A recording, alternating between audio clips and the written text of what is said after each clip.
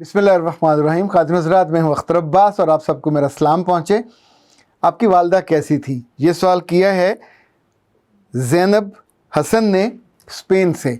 वो कहती हैं कि मैं गोजरे से हूँ लेकिन पिछले कई बरसों से स्पेन में हूँ और अपनी वालदा को याद करती हूँ। मेरी वालदा बहुत सादा सी हैं। मैंने सोचा मैं आपसे पूछूँ आपकी वालदा कैसी थी।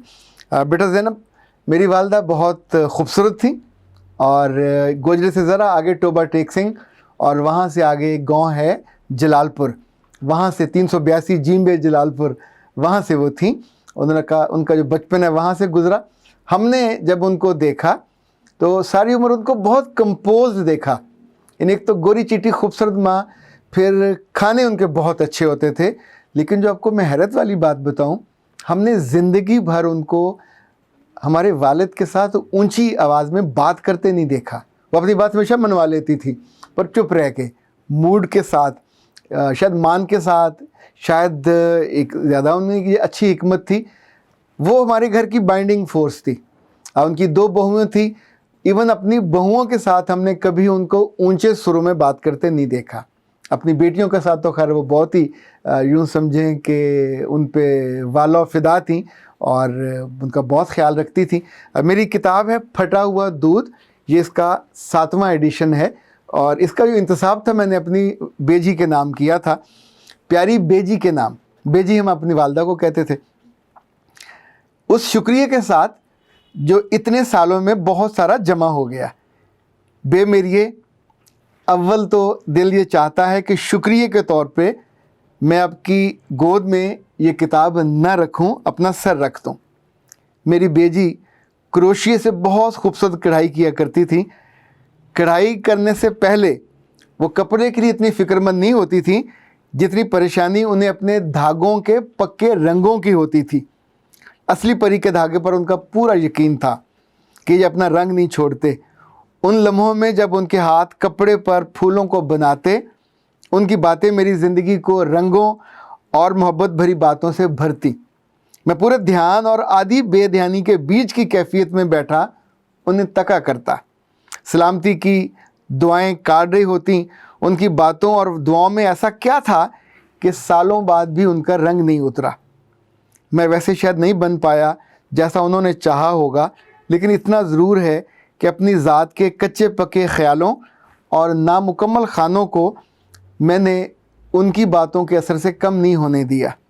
मेरी ज़िंदगी के सहन में छाई छाँव में जिस कदर हिस्सा मेरी बेजी का है, मैं तो कभी उसका शुक्रिया भी अदा नहीं कर पाया। ये किताब मैं अपनी प्यारी बेजी के नाम इस सारे शुक्रिया के साथ करता हूँ कि जो इतने सालों में इतना सारा जमा हो गया। फ़खरी ने सच कहा और इकबाल बाहू ने बहुत खूब गाया है, जिन्हां घरां विच मां नहीं हुंदी उन्हां दे वेड़े छां नहीं हुंदी। पुत्तर भावें जान भी मंगण मावां कोलों ना नहीं हुंदी। जेकर मावां हाँ ना आखण रब कोलों भी हाँ नहीं हुंदी। आवाज़ आउंदी है फ़खरी पुत्तर पर आप अगा नहीं हुंदी। बेजी कब मम्मी से अम्मी जी और फिर बेजी बन गई। हम उन्हें शुरू में मम्मी कहते थे, फिर अम्मी जी कहा, फिर बेजी बन गई और पता ही नहीं चला। इस लफ्ज़ में भरी मिठास ने कभी पता ही नहीं, सोचने ही नहीं दिया। उनकी नरम गरम मोहब्बत दरगुजर तवज्जो भरे रवैये पर गौर करता हूँ तो कोई एक मौका भी ऐसा नहीं पाता कि जिसका ताना मेरी किसी कमी कोताही कजी पे मुझ पर पड़ती धूप देखकर उसे कम करने की बजाय उसका वो ज़िम्मेदार मुझे नहीं ठहराती थी। मुश्किलें लोगों की बातों की सूरत में आईं, ज़रूरतों की शक्ल में आईं या प्यास से चटकती यादों की सूरत में, वो हमेशा फुहार बनकर मुझ पर बरसी। हर अच्छे लम्हे, अच्छी बात और अच्छी याद में वो मौजूद रहीं, पक्के रंगों और पक्के धागों से काढ़े फूलों की सूरत। बेज मेरिए, दिल चाहता है शुक्रिया मैं आपकी गोद में ये किताब ना रखूं, अपना सर रख दूं। पर अब तो बहुत सालों से सर रखने को माँ की गोद मुयस्सर नहीं है।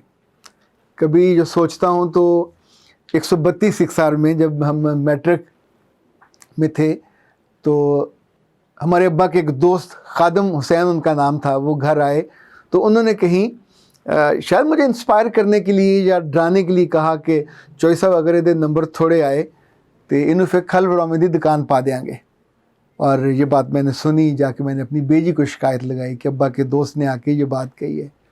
और उसके बाद जो हमारे घर में बेजी की तरफ से ऑर्डर ऑफ द डे था वो ये था कि अब बंदा दोबारा मेरे घर नहीं आएगा, मेरे अपने पुत्र ने जो मर्जी दुकान पा के देवे, मेरे पुत्र ने पढ़ना हैगा जी, तो ये मेरे बच्चों के बारे किवें फैसला कर सकता जी। माँ तो फिर माँ ही होती ना, शेरनी बन के डट जाती है। और मुझे खुद सरी की बहुत सारी आदतें थी, मैं अपनी मर्ज़ी बहुत करता था और मेरी माँ हमेशा शेल्टर देती थी। हमारे घर में भैंस होती थी और मेरी वालदा उसका दूध खुद निकालती थी। उसके बाद जो हमारा मुलाजिम होता था सिराज, वो बाकी काम करता था। जो मंजूर झल्ला था वो उसको नहर पे लेके जाता, नहलाता। पर जिस लम्हे माँ दूध निकालती थी तो मेरा ख्याल मैं उस वक्त 8वीं 9वीं में था, तो वो मुझे बाकायदगी से अपने पास बुला के तो उसकी जो बराह रास्त धारें थीं वो मेरे मुंह पे पड़ती, मुंह गीला हो जाता, लेकिन उसका मज़ा और मिठास आज भी याद है। जब वो दूध रिड़कती और उसकी वो करड़ सी बनती है जिसके ऊपर मक्खन और मलाई आती है, तो मेरे लिए इसमें पानी डाले बिना वो दही का प्याला निकाल जिसके ऊपर मक्खन होता था। शायद दूसरे बहन भाइयों को ये ऑड लगता हो, पर मेरी माँ ने मेरा इस मामले में बहुत ख्याल किया। और एक चीज़ मैं कभी उनका एहसान नहीं उतार सकूँगा कि अल्लाह के घर जब पहली दफ़ा मुझे जाने का मौका मिला तो वो भी अपनी बेजी की वजह से। उन्होंने मुझे मेरी गाड़ी बदलने के लिए पैसे दिए, उस ज़माने में 25,000 दिए उन्हें। वो मेरे पास लाहौर आई तो मेरी गाड़ी का रंग और शायद उसकी कोई आवाज़ें आ रही होंगी, उन्हें अच्छी नहीं लगी, तो उन्होंने कहा कि तुम इसको बदल लो, और उन्होंने साथ मुझे पैसे दिए। उस ज़माने में गाड़ी जो FX 50,000 की आती थी, ये मैं अर्ली 90s की बात कर रहा हूँ। और मैंने उनसे पूछा कि आपका क्या प्रोग्राम है, तो उन्होंने कहा कि मैं उम्रे पे जा रही हूँ, इसलिए मैं आई हूँ ताकि कागजात मुकम्मल कराओ। तो मैंने कहा मुझे भी फिर लेके चले, तो ये जो पैसे गाड़ी में डालने हैं ये उधर टिकट में डल जाएंगे। तो फिर मैं, मेरे वालिद और वालदा हम तीनों गए। तो वालदा ने मेरा जो बाकी ख़र्चा था वो उन्होंने कहा कि ऐसा करो, तुम्हारा जो उम्रा है ये उम्रा बदल होगा, तुम अपनी नानी के नाम का करोगे। और ये उन्होंने अपनी वालदा को, हालांकि हमारी नानी सख्त मिजाज की थी, लेकिन मैं हैरान होता था कि इतने बरसों के बाद उनकी बाकी औलादें उन्हें शायद इस तरह नहीं कभी याद रखा होगा, ना उनके लिए किसी ने उम्रा बदल किया होगा। लेकिन ये मौका रब ने, ये सादत मेरी वालदा को दी कि 2 दफ़ा फिर मुझे बाद में हमें मौका मिला।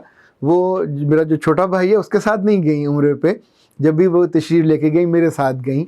और मुझे भी वहाँ जाके उनकी खिदमत करने का, उनके नाज उठाने का, उनके लाड उठाने का, चूँकि खाने पे और बाकी चीज़ों में बहुत उनका होता था, बहुत चूज़ी होती थी, मुझे वहाँ उनके नाज उठाने का और ख़िदमत करने का मौका मिला। ख़ातिन हज़रात, मुझे जो एक और ख़ुशी रही हासिल वो ये कि मेरी जितनी किताबें शाया होती थी वालदा उनको बहुत शौक़ से पढ़ती थी, और उनके बारे में उनके जो तासरात होते थे कभी वो फ़ोन पे दे देती थी, ज़रूर कोई ना कोई अपना फ़ीडबैक देती थी। एक दफ़ा हम फूल की, हमारे चूँकि फूल गर्ल्स क्लब और फूल बॉयज़ क्लब थे, कोई ये 60 शहरों में होते थे जहाँ हम जाके ट्रेनिंग करते थे। तो एक दफ़ा पूरे पंजाब की जो बच्चियाँ थीं, हम सब लोग अहमदपुर शर्किया गए, 3 दिन की हमारी ट्रेनिंग थी। तो वहाँ से ट्रेनिंग जब ख़त्म हुई तो आलमोस्ट सभी लड़कियों ने और उनकी माओं ने, चूँकि इसमें उनकी माएँ भी गई हुई थी, उनके वालिद भी गए हुए थे, ये पूरे एक फैमिली होती थी, ताकि बच्चियाँ ना सिर्फ एतमाद सीखें बल्कि ज़िंदगी में आगे बढ़ने के लिए जो पूरा एक ट्रस्ट होता है वो भी सीखें, इल्म भी सीखें। जो उनके घर वालों का उनकी हिफाजत के लिए तरद्दुद होता है उसको भी हम पूरा टेक केयर करते थे। और हमने, हमारी फूल पेरेंट्स काउंसिल होती थी, नसीम साहब उसके सदर होते थे और डॉक्टर इकराम साहब उसके सेक्रेटरी हुए, तो उनके नसीम साहब भी उसमें साथ थे। वापसी में सब लड़कियों ने और उनकी वालदाओं ने कहा कि हमें आपकी बेजी से मिलना है। तो फिर हम वहाँ से बहावलपुर आए, बहावलपुर से हमने जिस बस में बैठे चिश्तियाँ जाने के लिए, तो अभी हम बहावलपुर से बाहर निकले होंगे, मेरा ख्याल वहाँ डेरा बक्खा है, तो शाम का वक्त था, बस हमारी पंक्चर हो गई। और वहाँ जहाँ बस रोकी वहाँ एक ट्राली आके खड़ी हुई जो जिस पर गन्ने होते हैं, तो फिर मैंने जाके वहाँ से गन्ने हमने उनसे पूछ के उतारे, मैं तो उनको पेमेंट करने पे भी तैयार था। फिर इन बच्चियों ने पहली दफ़ा गन्नों को छीला, और जैसे वो उसको, चूँकि जितनी देर में वो उसका पंक्चर लगा, उसको कोई चीज़ टूट गई थी दोनों टायरों के जो दरमियान में होती थी, وہاں سے پھر ہم اپنے گھر پہنچے چشتیاں. سیٹلی ٹاؤن میں جو پہلا گھر تھا وہ ہمارا ہے, اور وہاں والدہ نے ان ساری بچیوں کے ساتھ ہم وہاں 2 دن رہے. خوب ان لوگوں نے ان سے باتیں کی اور ان سے سوال و جواب کرتے تھے. ماشاءاللہ کھلا ڈلا ہمارا گھر تھا. ان کی خاطریں اور خدمتیں بھی خوب ہوئیں, اور بہت اچھی یادوں کے ساتھ وہاں سے واپس لاہور آئے. چونکہ یہ بہت مشکل ہوتا ہے کہ ایک خاتون جو آپ کی ماں ہے, آپ کو بہت وہ اچھی لگیں, آپ ان سے بہت محبت کریں, پر اگر وہ دوسروں کو انسپائر نہیں کرتی تو پھر مشکل ہوتی ہے. مجھے تو کئی دفعہ ایسا موقع ملا کہ جب ہم پاکستان میں مختلف جگہوں پہ سیر پہ جاتے تھے یا کسی اپنا پورا ڈیلیگیشن لے کے جاتے تھے. لائک مجھے یاد ہے ہم جب گئے تھے ڈاکٹر قدیر خان سے ملنے, تو والدہ کو ہم ساتھ لے کے گئے, اور والدہ محترمہ کو ڈاکٹر قدیر صاحب نے اپنی کتاب بھی تحفہ دی. وہ بھی جو کہ عمرے پہ گئے تھے, وہ عمرے کی کتاب انہوں نے لکھی تھی, وہ انہوں نے ان کو تحفہ دی. اور والدہ میری پہلے عام طور پہ برقع لیتی تھی, پھر وہ نقاب کرتی تھی, دھیمے مزاج کی, کم باتیں کرتی تھی, لیکن اگر کوئی باتیں ہو رہی ہوتی تو ان کو بہت اچھا اکاموڈیٹ کرتی تھی. ان سفروں میں انہوں نے کبھی ہم کو تنگ نہیں کیا. البتہ ان کی نظر سب پہ ہوتی تھی, کون کیا کر رہا ہے, کون کیا نہیں کر رہا. واپسی پہ بیٹھ کے ہم ان کے ساتھ پوری اس کا فیڈ بیک لیتے تھے. بہت اچھی یادیں ان کے ساتھ جڑی ہوئی ہیں. کبھی موقع ملا تو ایک مجھ سے کوتاہی ہوئی تھی ان کے معاملے میں, کبھی اس کا ضرور تذکرہ کروں گا, چونکہ وہ بہت تکلیف دہ تھی, اور اس کی وجہ میرا خیال ہے کچھ میں بنا تھا. اور حج سے واپسی پہ وہ جب بہاولپور جا رہی تھیں اور ریلوے اسٹیشن پہ یہ واقعہ ہوا تھا, بہت تکلیف دہ تھا. کبھی موقع ملا تو انشاءاللہ اس کا بھی تذکرہ کروں گا. میرا رب میرے والد صاحب کو, چودھری محمد انور ان کا نام تھا, اور پہلے وہ چشتیاں, نورپور, نورنگا, احمد پور, فیروزہ اور 132 سکسر یہاں پہ وہ ہیڈ ماسٹر رہے. پھر بہاولپور وہ ان کی ٹرانسفر ہوئی اور وہ ڈپٹی ڈائریکٹر ہوئے, پھر ڈسٹرکٹ ایجوکیشن آفیسر بنے, پھر بہت سال وہ ان سروس پری سروس کالج میں پرنسپل رہے. بہت ہی کمال تھے, بہت محبت کرنے والے, اور اہل علم.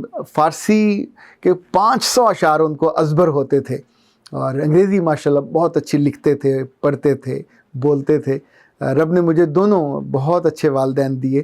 اللہ ان کو اپنی حفظ و امان میں وہاں رکھے, ان کے درجات بلند کرے, اور جنتوں میں ان کو اعلیٰ مقام دے. جب ہم جائیں تو وہاں ان سے ملاقات ہو. آپ کے والدین کے ساتھ بھی ایسا ہی ہو. اللہ آپ کو اپنے والدین کے ساتھ جوڑے رکھے, اور ان کی محبتوں میں اور ان کی دعاؤں میں آپ کو وافر مقدار میں حصہ دے. اختر عباس کو اجازت دیجیے. السلام علیکم.